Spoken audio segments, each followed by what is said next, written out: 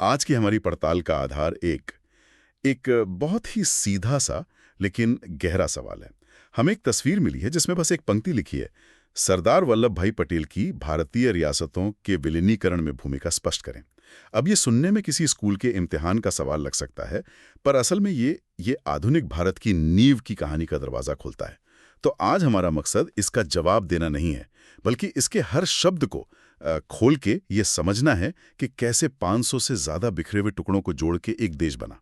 और ये कहानी हमें सीधे ले जाती है 1947 के उस दौर में।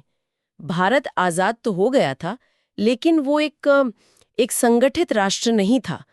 मतलब ब्रिटिश भारत तो था, पर उसके साथ साथ यहाँ 500, बल्कि कुछ लोग कहते हैं 565 रियासतें थीं। 565? ये तो बहुत बड़ा आंकड़ा है। हाँ, बहुत बड़ा।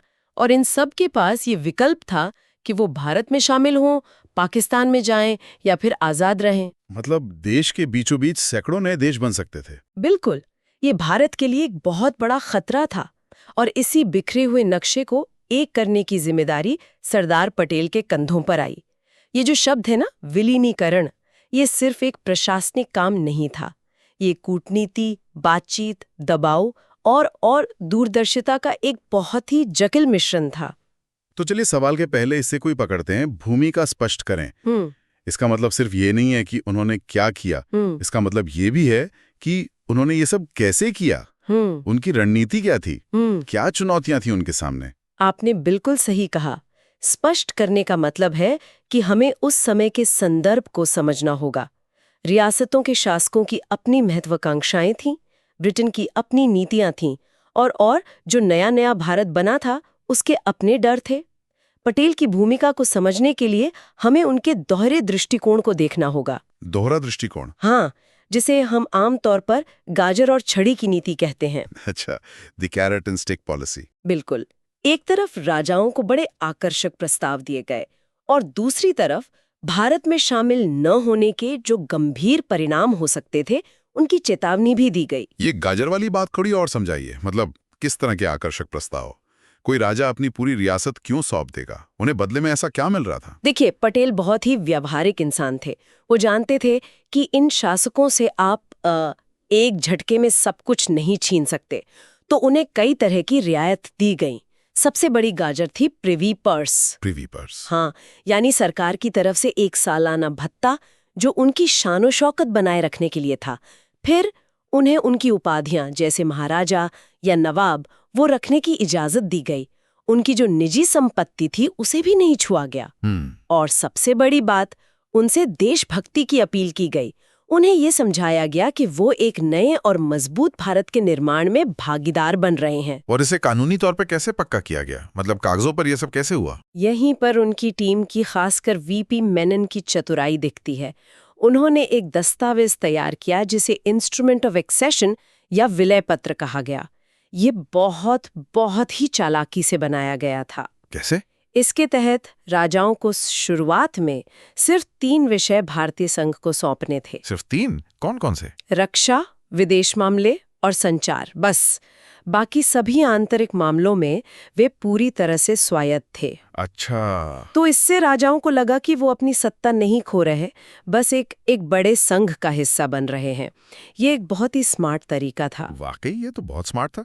मतलब पहले बस दरवाजे में पैर रखा, फिर धीरे धीरे पूरा अंदर आ गए। लेकिन ये तो हुई गाजर की बात। छड़ी क्या थी? क्या ये सिर्फ एक खोखली धमकी थी या इसमें कोई असली दम भी था? नहीं, ये सिर्फ धमकी नहीं थी, ये उस समय की हकीकत थी। छड़ी के भी कई रूप थे। पहला और सबसे बड़ा दबाव था भूगोल का। ज्यादातर रियासतें चारों तरफ से भारतीय जमीन से घिरी हुई थीं। हाँ, ये तो है। तो अगर वे आजाद रहती तो उनका व्यापार, उनकी सप्लाई लाइन, मतलब सब कुछ भारत की दया पर निर्भर होता। सही बात है। दूसरा दबाव था उनकी अपनी प्रजा का। कई रियासतों में प्रजा मंडल आंदोलन चल रहे थे जो लोकतंत्र की मांग कर रहे थे। पटेल ने इन आंदोलनों को एक तरह से हवा दी। राजाओं को ये संदेश साफ था कि अगर वो भारत में शामिल नहीं हुए तो उनकी अपनी जनता ही उनके खिलाफ विद्रोह कर सकती है। और आखिरी विकल्प तो सेना का रहा ही होगा। हाँ, वो आखिरी और सबसे मजबूत छड़ी थी। ये साफ कर दिया गया था कि भारत अपनी एकता और अखंडता के लिए किसी भी हद तक जा सकता है। ये कोई खुला खतरा नहीं था, पर बातचीत की मेज पर ये बात हमेशा हवा में मौजूद रहती थी। तो ये एक मनोवैज्ञानिक, आर्थिक और राजनीतिक दबाव का मिश्रण था। ठीक है, तो ये तो हो गई रणनीति। पर ये रणनीति हर जगह एक जैसी कामयाब तो नहीं हुई होगी। कुछ बड़ी और ताकतवर रियासतें भी थीं, जैसे हैदराबाद, जूनागढ़ और कश्मीर। वहां क्या हुआ? आपने बिल्कुल सही नब्ज पकड़ी है। असली परीक्षा तो इन्हीं 3 जगहों पर हुई। ये वो मामले थे जहां पटेल की रणनीति और उनके लौ पुरुष वाले व्यक्तित्व का असली टेस्ट हुआ। चलिए, सबसे पहले जूनागढ़ की बात करते हैं। गुजरात की एक रियासत। ज्यादातर आबादी हिंदू थी, लेकिन नवाब मुस्लिम थे और भौगोलिक रूप से वो भारत का हिस्सा था। लेकिन नवाब ने 15 अगस्त 1947 को पाकिस्तान में शामिल होने का ऐलान कर दिया। ये तो बहुत अजीब बात है। पाकिस्तान तो वहां से सैकड़ों मील दूर था, बीच में पूरा भारत था। ये एक कैसे संभव था? यही तो समस्या थी। ये एक बेतुका फैसला था और पटेल ने इसे बिल्कुल बर्दाश्त नहीं किया। भारत ने तुरंत जूनागढ़ की आर्थिक नाकेबंदी कर दी, मतलब रसद, पानी सब रोक दिया। रियासत का कामकाज ठप हो गया। फिर क्या हुआ? नवाब डरकर कराची भाग गए। इसके बाद भारत ने वहां जनमत संग्रह यानी प्लेबिसाइट करवाया। लोगों से पूछा गया। हाँ, और 99% से ज्यादा लोगों ने भारत में शामिल होने के पक्ष में वोट दिया। इस तरह जूनागढ़ भारत का हिस्सा बना और इस मामले ने एक मिसाल कायम की कि शासक की मर्जी नहीं, बल्कि जनता की मर्जी और भूगोल की हकीकत मायने रखेगी। और हैदराबाद? मैंने सुना वहां के निजाम तो दुनिया के सबसे अमीर लोगों में से थे। वो तो इतनी आसानी से नहीं माने होंगे। बिल्कुल नहीं। हैदराबाद का मामला सबसे ज्यादा विस्फोटक था। निजाम मीर उस्मान अली खान एक स्वतंत्र देश का सपना देख रहे थे। उनके पास अपनी बड़ी सेना थी, खजाना भरा हुआ था। अच्छा। उन्होंने भारत के साथ 1 साल का स्टैंड स्टिल अग्रीमेंट किया, मतलब 1 साल तक जैसी स्थिति है वैसी ही बनी रहेगी। लेकिन इस दौरान उनकी रियासत के अंदर रजाकार नाम का एक कट्टरपंथी शिव फौजी संगठन बहुत ताकतवर हो गया। रजाकार? हाँ, वो हिंदुओं पर अत्याचार करने लगे और भारत के खिलाफ जहर उगलने लगे। हालात काबू से बाहर हो रहे थे। मतलब बातचीत के सारे रास्ते बंद हो चुके थे। बिल्कुल। निजाम ने तो संयुक्त राष्ट्र ने भी भारत की शिकायत कर दी थी। तब पटेल ने वो फैसला लिया जिसके लिए उन्हें लौह पुरुष कहा जाता है। उन्होंने सेना भेजने का फैसला किया। सैन्य कार्रवाई? हाँ, 13 सितंबर 1948 को भारतीय सेना ने ऑपरेशन पोलो के नाम से कार्रवाई शुरू की। सिर्फ 5 दिन के अंदर हैदराबाद की सेना ने आत्मसमर्पण कर दिया और हैदराबाद भारत का अभिन्न अंग बन गया। ये एक साफ संदेश था कि भारत की एकता के साथ कोई समझौता नहीं होगा। और कश्मीर का मामला? वो तो आज तक उलझा हुआ है। उस समय वहां क्या हुआ था? कश्मीर की स्थिति इन दोनों से भी ज्यादा जटिल थी। यहाँ के राजा हरि सिंह हिंदू थे, लेकिन ज्यादातर आबादी मुस्लिम थी और वो भी एक स्वतंत्र राज्य का सपना देख रहे थे। मतलब वो ना भारत में आना चाहते थे ना पाकिस्तान में। सही। लेकिन अक्टूबर 1947 में पाकिस्तान समर्थित कबायली हमलावरों ने कश्मीर पर आक्रमण कर दिया। महाराजा की सेना इस हमले को रोक नहीं पाई और हमलावर श्रीनगर के बहुत करीब पहुंच गए। तब उनके पास कोई और चारा नहीं बचा होगा भारत से मदद मांगने के अलावा। बिल्कुल। तब महाराजा हरि सिंह ने भारत से सैन्य मदद मांगी। भारत ने मदद के लिए एक शर्त रखी कि वो पहले इंस्ट्रूमेंट ऑफ एक्सेशन पर हस्ताक्षर करके कश्मीर का भारत में विलय करें। और उन्होंने कर दिया? हाँ, 26 अक्टूबर 1947 को उन्होंने हस्ताक्षर किए और अगले ही दिन भारतीय सेना हवाई जहाज़ों से श्रीनगर पहुंच गई। तो कश्मीर का विलय एक बाहरी आक्रमण की मजबूरी में हुआ, जो उसे बाकी रियासतों से बहुत अलग बनाता है। इन कहानियों से ये तो साफ है कि ये काम कितना ज्यादा मुश्किल था। ये किसी एक इंसान के बस का तो नहीं लगता। पटेल की टीम में कौन लोग थे जो इस विशाल काम को अंजाम दे रहे थे? ये बहुत जरूरी सवाल है। सरदार पटेल बेशक इस पूरे मिशन के वास्तुकार थे, लेकिन उनके सबसे भरोसेमंद हाथ थे वीपी मेनन। हाँ, वो एक शानदार नौकरशाह थे, रियासती मंत्रालय के सचिव। सारी बातचीत, सारे कानूनी दांव पेच, विलय पत्र का मसौदा तैयार करना, ये सब मेनन ही देख रहे थे। वो और पटेल एक बेजोड़ टीम थे। पटेल राजनीतिक दिशा देते थे और मेनन उसे जमीन पर उतारते थे। उनकी कार्यशैली का कोई किस्सा है? मतलब वो कैसे काम करते थे? एक बहुत मशहूर किस्सा है। जब विलय का काम चल रहा था तो मेनन कई बार सुबह सुबह हवाई जहाज से किसी रियासत के लिए निकलते, वहां राजा से दिन भर बातचीत करते, शाम तक विलय पत्र पर दस्तखत करवाते और रात को वापस दिल्ली लौट आते। एक ही दिन में? हाँ, कहा जाता है कि कई बार तो उन्होंने उड़ते जहाज में ही समझौतों के ड्राफ्ट तैयार किए।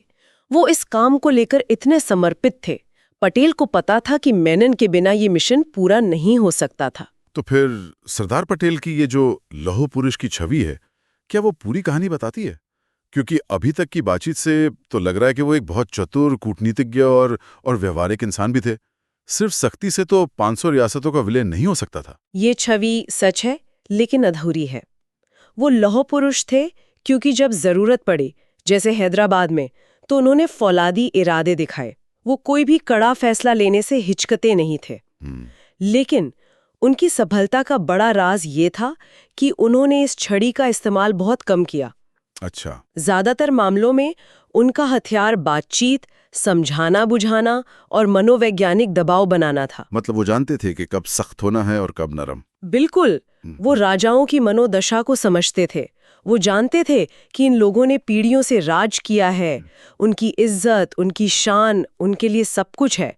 इसलिए उन्होंने उन्हें प्रिवी पर्स और उपाधियां देकर उनकी इज्जत रखी। कई राजाओं से व्यक्तिगत रिश्ते बनाए। उन्होंने उन्हें ये एहसास दिलाया कि एक बदलते हुए भारत में उनके लिए और उनकी प्रजा के लिए सबसे सुरक्षित भविष्य भारत के साथ ही है। तो वो एक ही समय में एक सख्त प्रशासक भी थे और एक माहिर वार्ताकार भी। दृढ़ता और लचीलेपन का यही संतुलन उनकी सबसे बड़ी ताकत थी। तो जब हम उस शुरुआती सवाल पर वापस लौटते हैं, सरदार पटेल की भूमिका स्पष्ट करें, तो इसका जवाब सिर्फ घटनाओं की एक लिस्ट नहीं है। यह असल में एक कहानी है कि कैसे एक व्यक्ति की दूरदर्शिता और दृढ़ इच्छा शक्ति ने बिखराव के कगार पर खड़े देश को एक सूत्र में पिरो दिया।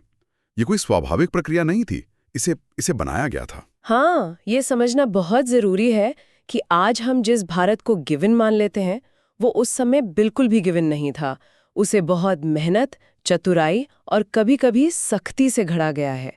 और पटेल की भूमिका सिर्फ रियासतों को जोड़ने तक ही सीमित नहीं थी।